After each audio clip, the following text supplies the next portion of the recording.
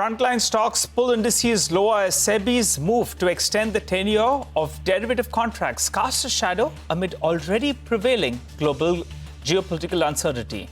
Pharma and mid-cap IT eke out some gains, but financials, FMCG and metals drag in trade. Wipro has clinched a deal to buy Harman's digital transformation solutions business from Samsung for around $375 million. The move will bolster Wipro's ER&D business further, as well as cement its ties with Samsung. Apollo Hospitals Managing Director Sunita Reddy has sold 1.25% stake in healthcare leader to raise close to 1,400 crore rupees to pare the pledge on promoters' holding to near 2% from 13.1%. The pledge reduction was a commitment made by promoters to investors. After the CEO change, HUL is now set to get a new CFO, as indicated by CNBC-TV18 in its earlier news break. Niranjan Gupta, formerly with Hero MotoCorp and an old HUL hand, will step in, while current CFO Ritesh Tiwari will move to London to look at M&A for parent Unilever.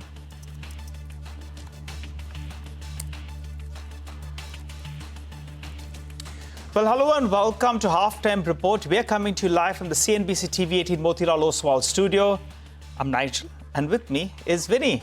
Hey, Vinny, the 24,900 mark has got defended. We breached it intraday, but that's got defended. I think an hour or so ago, we were chatting about that, right? That's the line in the sand. So good to see that that's defended. And I think what's more encouraging is, though the Nifty is down 150 points, the mid-cap index is in the green, and the number of stocks advancing are around 1,100 stocks. That's a good day coming in, right? I don't think it's bad. It's decent versus what we've seen, 6 days of gains, so might as well some bit of a profit booking. But yes, 24,940 as of now is what the Nifty is managing to hold on to. While yes, most of the sectors are trading in the red today. We don't have much of a move coming in on that positive front for most of the sectors there. So keep an eye out on there. A lot of individual movers on the back of news flow is what we're watching out for. Sector-wise, banks continues to be under pressure. Metals are also under pressure, while pharma and media are the ones managing to hold on to gains. But yes, that's what we're seeing in terms of a move coming in for the market. Not a bad day, at least mid-cap has seen a recovery coming in and trading in the green as of now. That's what we're looking at in terms of the setup. But we'll also have Maulik Patel, who's the head of research at Aquarius Securities, joining in with us to talk to us, about the outlook. What are we watching out now from the Indian markets will be key. And earnings, how are we watching out for in terms of trajectory coming in there as well? Maulik, good afternoon. Thank you so much for giving us your time. Let's just talk about overall, how are you seeing things shape up now in the Indian market? Domestic-facing companies specifically, where everyone's positive on, what are we watching out for in the rest of the year of FY26 now? Thanks for having me. Again, we see in the domestic market, there are a couple of things which are driving. One is the rural income growth, which has been very stagnant or very low number post the COVID bump up, has seen a significant improvement since last couple of months. And we believe that that is much more in a structural in nature. Also, the monsoon has been good and it's widespread. Sentiments have improved a lot. If you look at within the consumption, rural is now picking up a lot. Urban consumption, which has been seen some kind of moderation in the last couple of months and quarters, probably will get some push from two drivers. One, the government has, as you know, that increased the exemption limit in a past budget, which will start trickling and already started trickling since last couple of months. And second is this GST rejig, where the rates will converge to the two rates, 5% and 18%. That will also give another boost to the lot of high priced consumption item. So we believe consumption will be the theme for this coming year. From an earning perspective, from a valuation perspective, they are still a relatively reasonable number compared to the capex theme. So we are underweight on the capex theme. Within the capex, if you ask me, government capex has been strong, but it's for private sector which has been stagnant over the last 2 years. And we believe that there is a valuation is still relatively elevated. There are pockets of opportunities or available within capex, but as a large basket, we are underweight on industrial and defense kind of stocks. Okay, hi Maulik. Good to see you. I think y'all finished a conference a couple of days ago. There was a fair bit of participation, though Mumbai rains could have hampered some part of that. How would you position yourself, though? As you're saying, you're tilting more towards consumption rather than capex, though in pockets of capex, y'all could be positive. Could you name a few of those consumption-related stories that you're positive on? Since I think now you're betting on the rural theme. So our viewers would like to know which are the stocks on your radar. Within consumption, we like auto, particularly the two-wheeler auto. We like cement, where we can see that rural house spend will start improving a lot. And already there's a lot consolidation has been done in the cement sector over the last 2-3 years. Energy prices are reasonably low. We can see that cement can give us a decent growth from here. FMCG is one, relatively under-owned by a lot of funds. Obviously, valuations has not corrected that much, but where you can see some kind of earning revision again in FMCG companies. The revenue growth for most of the companies has been mid-single digit, as you know that, right, over the last couple of quarters. But some of the companies which we like is Marico, GCPL, Jyoti, which can do very well. So these are the 2-3. Agri inputs is one sector where you have a reasonable under ownership because the stocks have underperformed a lot. Monsoon being good, and that can be farmers' income is rising. So agri inputs can be one sector which can do well. NBFC is another one within an overall BFS space where we are significantly positive. The RBI has already reduced the rate by 100 bips. The transmission effect will take probably 6 to 9 months. We are already 3 months down that. The stress cycle on MFI is largely behind, though the MFI industry requires some kind of a rejig in the business model to make them much more sustainable and long-term visible to the investors because there has been up and down in the MFI cycle. But yeah, we like NBFCs focused on the two-wheelers, CVs, why not the rural side? So this is a couple of pockets which we really like that they will outperform over the next 6 to 9 months. Maulik, let's talk about capital market names as well, right? I see that coming in on the list for you as well. Now, yesterday, obviously, that news that came in where, the SEBI did say that they are looking at a consultation paper to increase in terms of the tenure of equity derivatives, right? So then that may be from a weekly expiry to a monthly. So concerns come in on that volume front. What are your thoughts on the capital market names? Within capital market, I think the brokers are particularly which are a lot dependent on the option volume has already seen a correction, and probably there can be a further correction depending on what the SEBI is looking at it. What we like within the capital market is an asset aggregator, wealth managers. We like a Prudent, which is one of the top pick for us. We like a couple of asset management companies, AMCs, because these are the structural story. And if government comes hard on those options, or the SEBI comes with only the monthly option expiry or monthly expiry, we see there's a lot of speculative volume, or investors who has gone to speculative, they come back to the SIP, and that probably will further increase, or probably you can say the SIP books, which is close to around 28,000 crore rupees on a monthly, can see much more participation in that. So within capital, we say that avoid or probably those linked to the option volumes or the expiries, but we focus much more on the asset aggregators. Okay, got it. What about how do you play this the cement theme? Because that's a theme that people are getting a little bit bullish on. Last few years have been horrific. There's not been any volume growth, no pricing growth, but now things have been looking up. How are you positioned with that? I think cement has been very exciting. If you look at the last 10, 12 years, the cement realization growth across pan-India has been a single digit. I mean, as I said, 1-2-3% at best. This is significantly lower the inflation, and partly because there's been a lot of capacity which has been built up. Now, you know that over the last 3 years, significant consolidation has been taken place. 4 or 5 smaller players got acquired by the larger players. Within cement, if you look at east and the south, were largely where a lot of capacities were there and volume was not there. North has been the best market. Central and east are in between somewhere. I think over the next 1 year or 2 years, the north will continue to drive. South and east market will see a much more better margin. Central probably the area, central zone where the more capacities are coming up. So there where we probably see some kind of an EBITDA pattern going down because the players who are coming within the capacities will try to go for a volume. But I think over the next 2 to 3 years, the realization growth, which has been very low single digit, will improve. That's number one. Because consolidation has taken place, pricing power has improved. Number two, on the demand side, if you look at, we have 60% demand come from housing, 25% come from infrastructure, and remaining from the industrial. So industrial has been doing good. Housing, which was not doing good, particularly on the rural side, will start doing well. Urban housing has been steady, and we don't see any challenges when the interest cut has been down by from 100 by almost 100 bps. Infrastructure, where I think there has been still some kind of tailwind required to pick up that one. But I think that will happen over the next couple of quarters with overall cost of borrowing comes down. So cement will see a better volume growth, better pricing growth. And within the cement, what we like is Ultratech, JK Lakshmi Cement, Nuvoco. These are the 2-3 names which we like it. Okay.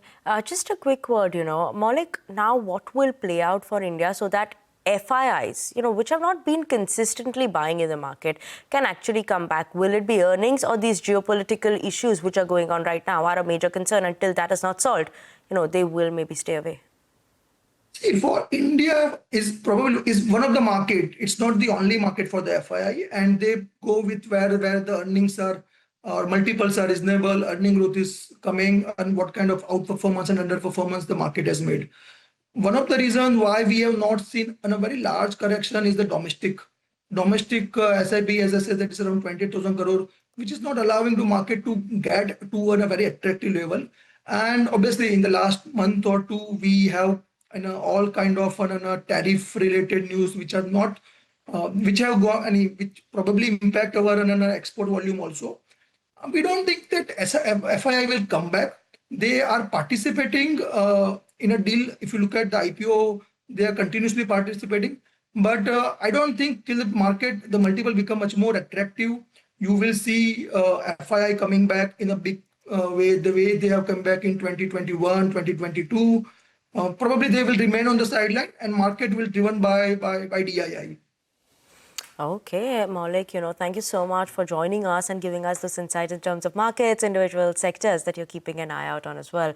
On that note, we're going to slip into a very short break, but here's some good news coming in for our viewers. India's business news leader is now a click away, introducing CNBC TV18's all-new app. Get instant access to breaking news, in-depth articles, and financial world updates at your fingertips. Download the CNBC TV18 app now from the Apple Store, Google Play Store, or you can scan the QR code on your screens.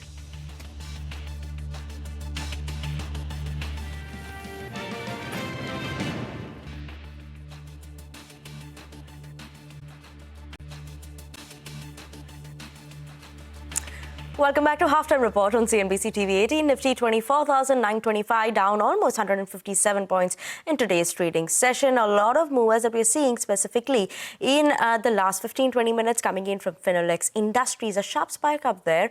Look at Deepak Fertilizers. That's also seen a spike up of almost 1% in this last 10-15 minutes. Keep an eye out on that as well. And mid-cap, obviously, that's where we saw the recovery coming in. But which are these other stocks that are buzzing in trade? What is moving around in today's trading session? We have Vamakshi joining in with us for that. Good afternoon, Vamakshi. Well, good afternoon, Vinny. A couple of defense stocks on my radar. Let's first start off with Idea Forge. Let's first start with, in fact, Apollo Microsystems. The stock has managed to hit an all-time high. It's up almost 100% in 2025 so far. And this marks the 6th consecutive day of gains for this particular counter. Approximately 4 crore shares have been traded so far as compared to the 20-day average volume of around 22 lakhs. So therefore, this gain is coming on the back of very strong volumes for Apollo Micro. The next stock we're watching out for is Idea Forge. Keep in mind, this stock is seeing the biggest intraday advance since May 9th. 23 lakh odd shares have been traded so far, which is almost 7 times higher as compared to the 30-day average. Despite the kind of move that we've seen in this counter, the stock still continues to be in the red on a year-to-date basis. It's down almost 18%. ABFRL is the next counter we're watching out for. It's up most in the last 7 weeks. Keep in mind that the stock has not been doing too well. It's down almost 25% on a year-to-date basis, and in fact is 34% away from the 52-week high. Today, however, over 3 crore shares have been traded so far, and this is the second consecutive day where we're seeing very strong volumes on ABFRL. And lastly, take a look at Kitex Garments as well, because after being locked in upper circuit for 4 consecutive sessions, this stock is finally taking a breather. The stock is locked in upper circuit in 6 out of the last 8 sessions, and in fact, in the last 5 days itself, the stock is up almost 17%. But despite that, the stock finally taking a breather, down almost 5%. That is the lower circuit for this particular counter. Okay, Akshay, thank you so much for highlighting those stocks that are buzzing in a trade. A lot of move that is coming in for some of these names. But let's talk about, what's happening for the week as well, right? While today Nifty is trading subdued, but for the week, Nifty is still managed to gain 1%. Look at the broader end of the market, the Nifty mid cap. That will be, closing, if these gains continue, would be closing with gains of more than 2%. Even IT, more than 2% gains coming in there as well. Bank, that's where a bit of a subdued performance is maybe what we could see for the week. Very muted day of trade today, as well as overall also for the week, just a 0.06% gain that we're seeing coming in for the Nifty Bank. But today specifically, Nigel, what are we watching out in the world of F&O right now? What are the important cues that we're keeping an eye out on this afternoon now? Well, if you look at the F&O cues, it's quite interesting in today's trading session because we are going to the lower end of the band. That's around 24,900 odd, and we are seeing some kind of a bounce from those levels. So that's the important, mark that we are that we're looking at. The problem is yet again is in terms of what the Nifty Bank is doing, because out there the Nifty Bank is underperforming. It's moved to the lower end of the range, and the Nifty Bank, in fact, the open interest as well has swelled up by close to around 5%. So the shorts, they continue to pile onto the system out there. Moving to the options data, well on the upside, the 25,000 call, that's seen a fair bit of open interest build up. Just take a look at that massive open interest build up, and you've seen that the premium has crashed to there, telling you that there is writing out there. Even if you're looking at the 25,100 call as well, big open interest built up, and you're seeing that the premium has crashed. So there is writing at that level. Now, the reason I've been saying from the morning that this 24,900 mark is very, very important. There is a lot of open interest built up out there. The premium from the morning itself, well, that's moved up by close to, double. The last time I checked, it was at around 90 rupees or thereabouts. So important that we protect that range, 24,850 to around 24,900. ABFRL, that's an important stock that we should be tracking. Remember, that one exits the F&O market itself in the coming series. And for the time being, there is some short covering that we're seeing on that counter that will not be eligible for trading in the derivatives market post the coming series. So that one, in fact, has popped up, a bit of short covering playing out there. PG Electroplast has been all over the place. Today, yet again, there is a bit of a short covering bounce that's playing out, but I don't think it exits the F&O band today. Possibly from the next week, maybe a couple of trading sessions, it could get out, because the last time I checked, it was at around 87% open interest as a percentage of market-wide position limit. And finally, Titagarh Wagons, that one's going back into the F&O band. There's a big open interest built up out there for the market on the whole. Possible that one goes into the F&O band. Back to you. Thank you so much for that, Nigel. But on that note, let's just take a short breather, take a sip into a very short break, and come back with more on the markets and stock-specific action after the break.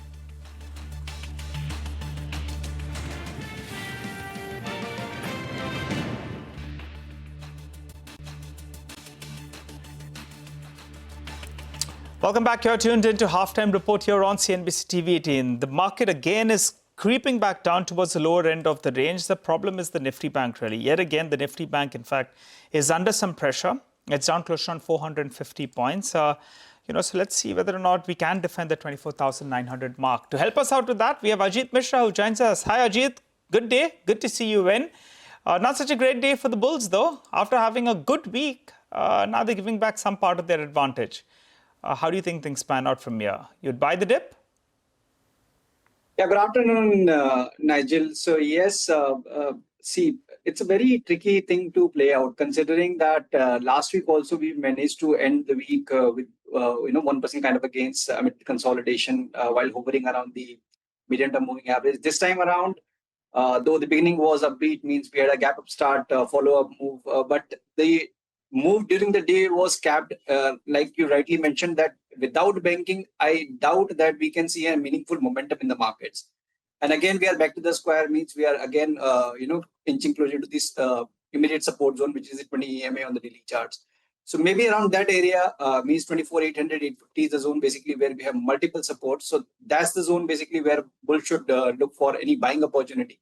With 24,650 being the immediate support and the critical stop loss for the long positions, with 25,200, 250 being the positional targets. Okay, and what are the important stocks that you're keeping an eye out on, Ajit? Yeah, so auto definitely looks upbeat, means we have seen steady outperformance after like strong up move. We are seeing a bit of a breather or pause. Then we have pharma space also, wherein we are seeing fresh breakouts playing out. So first stock that we have on the list is Cipla. Almost 2.5 months of consolidation has finally ended, and we are now eyeing a fresh leg of the up move, which could help the stock to inch towards 1720 area. So we stop at 1530. One can look to go long in Cipla at current levels. Then we have Maruti, wherein post the strong gap up start, we are seeing a follow-up move. So earlier TVS, M&M, Aisha, they were playing out well. Now, after this outperformance, we believe that this momentum is here to stay in Maruti. So one can accumulate Maruti at current levels and add more in case if it sees any dip around 14,200 levels. For the entire position, your stop should be at 13,800 and 15,000 should be your positional targets. Okay, Ajit, that's the detail coming in on the individual stocks as well. Thank you so much for joining us on the show, talking to us about the markets as well as these individual names. But on that note, let's move on to a CNBC TV18 exclusive. A sources tell CNBC TV18 that the insurance regulator is considering a proposal to cap health insurance premiums at product as well as portfolio level. Now, what does this mean? What is this news flow that Yash is joining in with us to give us more details on this one? Yash, afternoon. Afternoon. So that's exactly what the regulator is considering very actively at this point of time. What we've been given to understand from our sources is that the insurance regulator, that is IRDAI, is actively considering a proposal under which it wants to cap the hike or the increase which insurance companies can take in a year or otherwise as far as health insurance premiums are concerned. Now, importantly, what I've been given to understand from my sources at IRDAI is that this particular capping of premium hikes in the health insurance space is being considered for both the portfolio level, that is the entire health insurance portfolio, as well as individual health insurance policy or product level. What we've been given to understand is that at the portfolio level, the regulator is considering benchmarking the annual premium hike in the health insurance space to medical inflation. Also, as I said, there could be a consideration as well as a decision as far as hike, the limit of hike on product level or policy level itself is concerned. This is only to ensure that health insurance companies or general insurance companies do not take a larger hike in one particular product and balance it out with other product to stay under the headline limit. Just to ensure that that does not happen, a capping of hike is being considered both at the portfolio as well as the product level. What we've been given to understand apart from that is there are three important reasons why the IRDAI is considering this particular move of capping health insurance premium hikes. The first one is that it has come across multiple instances, it has come across multiple complaints from policyholders where a particular product is being introduced at a very low premium, and when the first renewal comes, the premiums have been hiked significantly, leaving the policyholder, surrender the initial policy which he had, take up the new policy and end up paying a very high premium at the time of renewal for this new policy. Second reason is that insurers looking to offset inability to hike premiums for senior citizen by hiking a significant premium for the other categories, that is the younger section. And third one is lack of insurers' focus on reducing expenses for operational efficiency. Okay, all right. Interesting one. Thanks a lot for joining in and giving us all of those details, Yash. Well, time to slip into a short break. On the other side, we'll have Manisha Gupta will be joining in. Claudio of Kovrig Analytics will be joining in. Please stay tuned.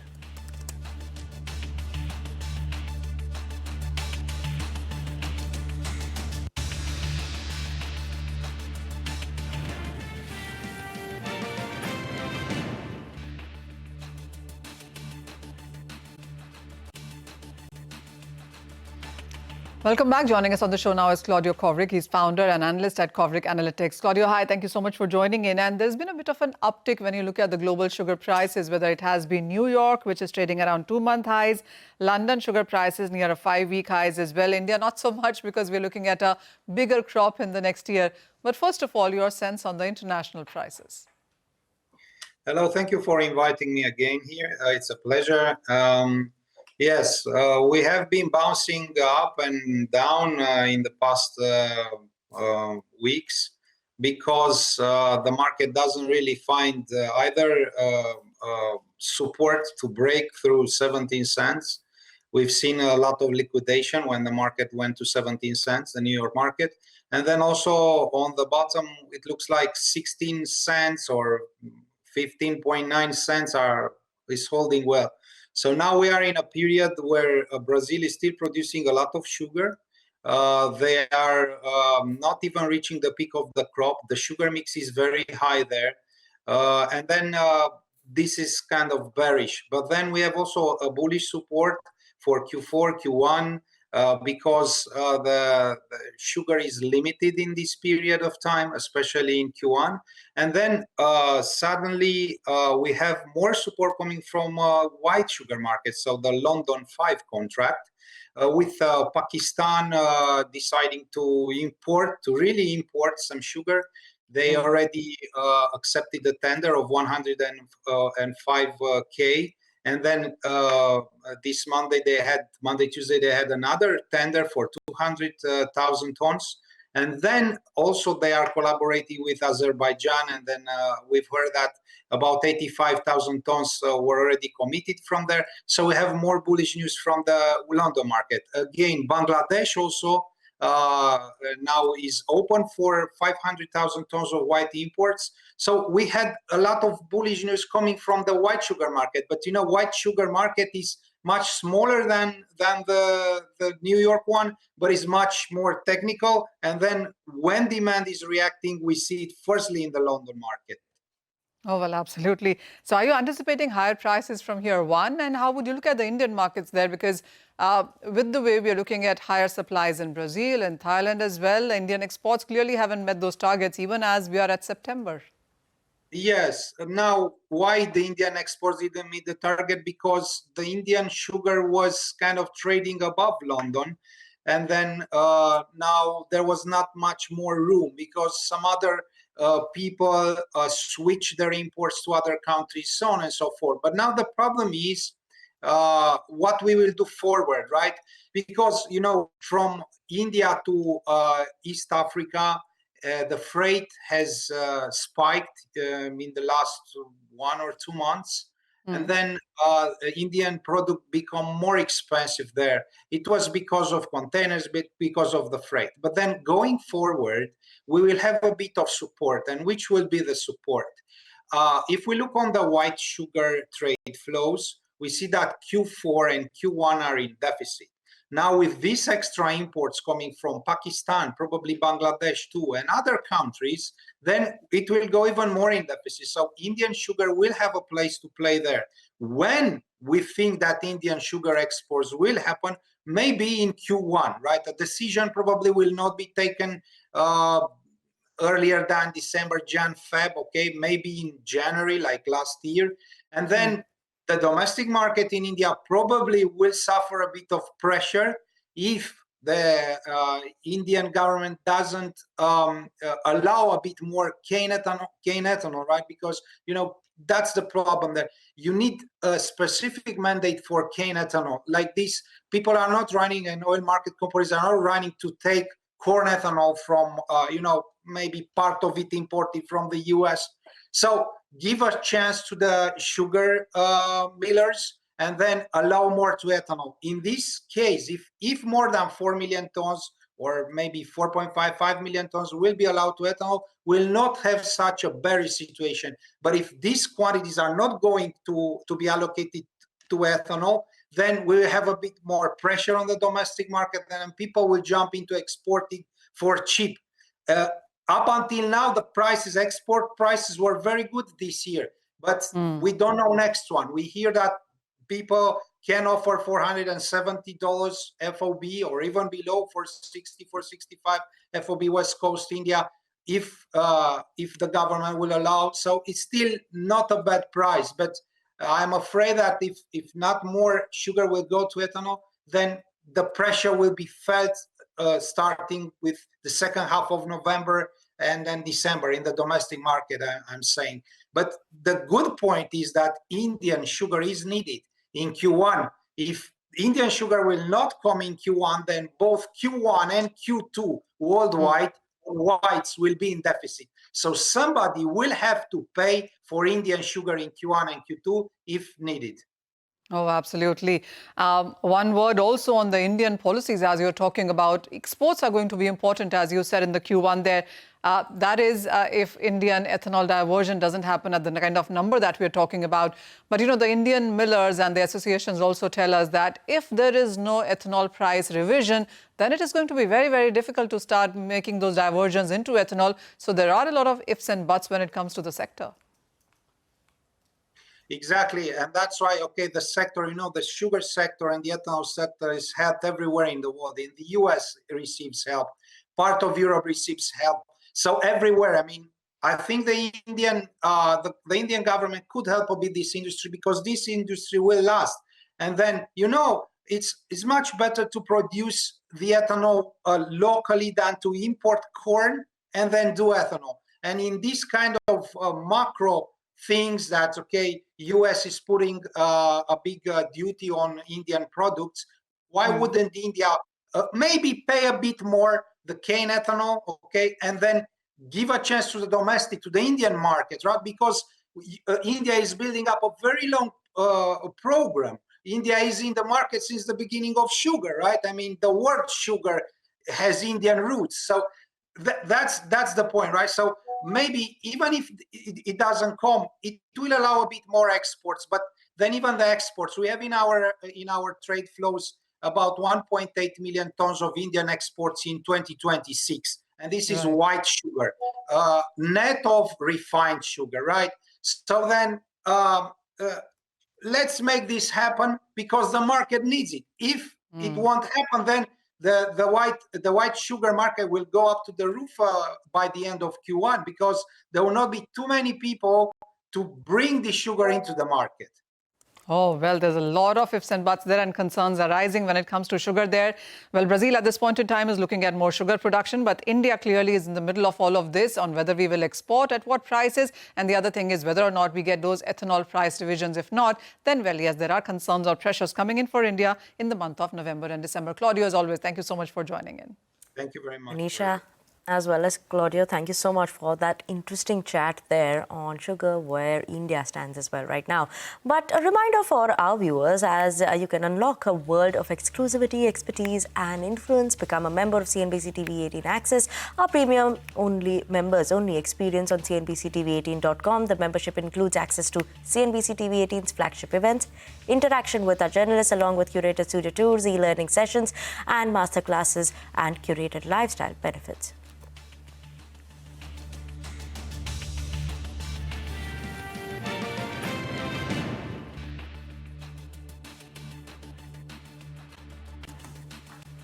Welcome back. You're tuned into Halftime Report. Well, a lot of stocks are moving around. So let's start off with our movers and shakers segment, where we track a whole host of stocks that are buzzing in trade. And first up, Vinny takes center stage. She's here to tell us about our systems. Vinny, take it away. Yes, so our systems, that's the one that's buzzing in trade, managing to hold on to very strong gains after the company has acquired Novigo Solutions for 400 crores. Apart from that, there's going to be a stock link scheme that comes in as well, which is on the base of the EBITDA achievement and EBITDA performance. Now, this acquisition obviously is going to be funded through debt as well as internal accruals, is what the company has highlighted. This is going to expand our system's reach furthermore in the Middle East region, which is a fast-growing region, especially for IT companies. And other than that, give them a delivery presence in Bangalore as well as tier 2 cities in the country. Now, obviously, this acquisition is going to be EPS accretive from the first year itself, because when you're looking at it in terms of the financial performance for Novigo, FY25 to 64 crores was the revenue, EBITDA margins at 25%. They're growing consistently at around 44% CAGR growth over the last last 3 years, and they have a healthy cash flow. For our systems, their EBITDA margins currently are at around 17.3%. So improvement maybe in terms of margins also. This will support that margins, given that Novigo has better margins. And in terms of deal wins, they've had a lot of deal wins in the last few years as well, especially after Blackstone has come in. There's a change in the management that's come in as well, and large deal wins, which has supported the company's growth. Now, overall, that's a good thing that's come in. Every market is positive on this deal as well, and that is why the stock is buzzing in trade. But let's move on to the next stock then, Mazgaon. That's the one in focus today as well. Some bit of a pressure coming in here. Ria is here to give us more details on that one. Well, yes, Mazgaon has been in focus today after a note coming in from JP Morgan. They have an underweight rating on the stock with a target price of rupees 2,468. Now, what they believe is that the risk reward for Mazgaon remains adverse despite the recent correction that we've seen in the stock price. The results for Q1 of FY26 and even Q4 of FY25 were very weak, largely due to provisioning related to cost overruns. And more importantly, on this front, the large order award for the P-75 Scorpion submarines is yet to materialize and has been delayed versus the earlier guidance of the company. And if these awards get delayed further, it would pose a risk to the FY28 revenue estimates of the company, given that it takes around 2 years for the revenue to start flowing in once these orders come in for the company. And as of now, there appears to be very little incremental positive news flow on the P-75 submarine award, which is for the six units of submarines. So that is also an overhang on the stock at the moment. So that is why they have an underweight rating on the stock. Stock down about 1.5% at the moment, and it's down around 27% since its peak in May of 2025 as well. Okay, all right. Thanks a lot for that, Ria. Well, Divya's Lab as well is in focus post the city note. Sudarshan is here to fill us in with more on that. Sud, one day you're on a motorbike, one day daru, one day dawa. Today it's Divya's. Tell us what Citi has to say. So Citi maintains positive stance on the stock, has a buy call with a target price of 7,750 per share, implying an upside of almost 25% from current levels. It believes that recent downtick that stock had seen is a buying opportunity, also finds valuations reasonable considering the tailwinds in the sector and also because of the order pipeline that company has. It says concerns around orforglipron, that is the weight loss drug, appear overdone, and by FY30, total sales from this are expected to be of more than $15 billion plus. Also, there is a strong adoption in tirzepatide, that is the obesity drug, and upgrades in product indicate an increase in peptide GLP-1. Even on Entresto companies, Citi is saying that concerns around this going generic in the US are fading away, and that can be positive for the stock going forward, and that's the reason it believes that there is a further upside that stock can have in the coming days. Okay, so Darshan, thank you so much for that. But, we're just going to look at Astral also. There's some news flow that's coming. You can see it flashing. DGTR's recommendation for imposition of anti-dumping duty on import of PVC resin for 5 years. And the release of the final findings of the DDD investigation that's come in. So that is why we're seeing Astral has seen a bit of a spike up, this anti-dumping duty that could come in. And I think that's what we're watching out for right now in terms of that as well. So keep an eye out on Astral in the trading session as well. You know, for Astral, besides this finding with and some protection, you know, what's worked for them is their numbers have been absolutely weak. The guidance as well hasn't been good. Q1, in fact, was a washout. And that's why, you know, the stock is up today. The stock is, I think, 35% down in the last 1 year. From 2,100, it came to around 1,300 rupees or 1,250 approximately.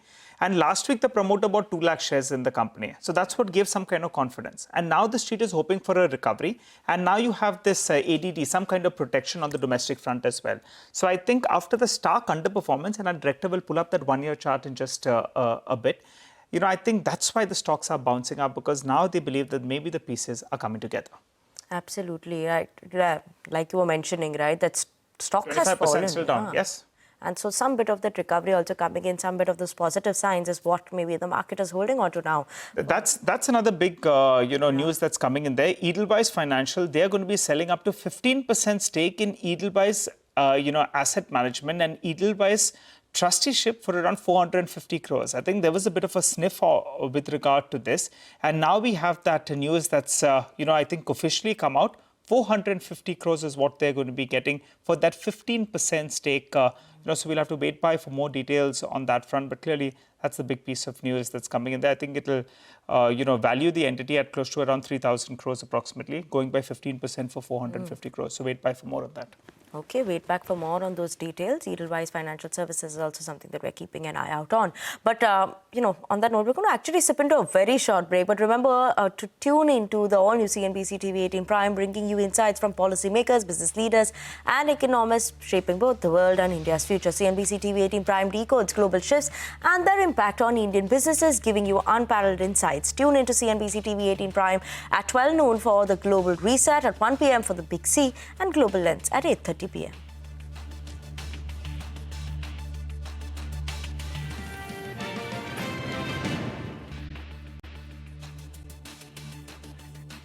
Welcome back to Halftime Report on CNBC TV18. And now let's move on and put the spotlight on Bajaj Auto in a first indication of a thaw of relations between India and China. Automaker Bajaj Auto has overcome the global rare earth magnet supply challenge. Chetak deliveries have resumed ahead of plans and the festive season coming in as well. Parikshit is joining in with us now to give us more details on this front. Parikshit, good afternoon. Well, this is important news coming from one of the largest electric vehicle manufacturers in the country, Bajaj Auto, saying that their festive plans are now on track. They will be able to resume deliveries of the Chetak scooter, and the production had almost come down to zero initially in the last few months because of the rare earth magnet crisis. The company has now gone on to say that they've collected rare earth magnets in adequate quantities and they're well set for the festive season. Sources telling us that this is happening because the supply of rare earth magnets from China has improved in the last couple of weeks. So they're looking at roughly around 15,000 scooters production for Chetak in the month of August, 7,000 units for the GoGo brand of electric three-wheelers. This is what our industry sources telling us. And the company is also looking at record numbers in terms of production for the month of September. So let's see how the next few weeks go. But the company is looking to ramp up production in a big manner. This is the indication that is coming from the press release. And the sources in the industry also telling us that the company is looking at increasing production of electric two-wheelers and three-wheelers throughout this festive season. Okay, all right. Thanks a lot for that, Parikshit. Well, on that note, though, we'll wrap up on this edition of Halftime Report. Business Lunch comes up next with news that the markets are revisiting the recent lows. Stay tuned.